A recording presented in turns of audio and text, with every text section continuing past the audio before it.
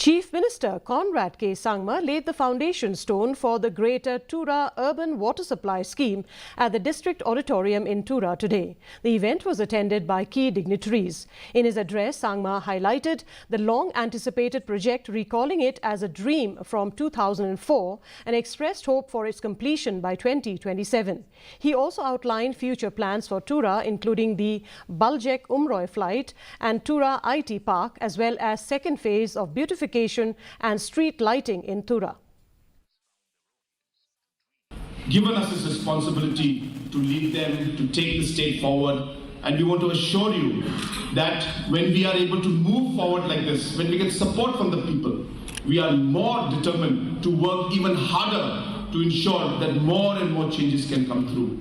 Today I want to congratulate all the beneficiaries of the tourist vehicle and all the other vehicles you're getting. This is again another example of how inclusive growth is taking place.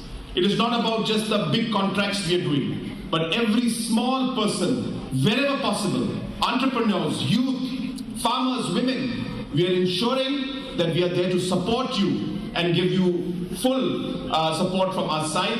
So the people who have got the tourist vehicles, I urge you, please use them in a constructive manner.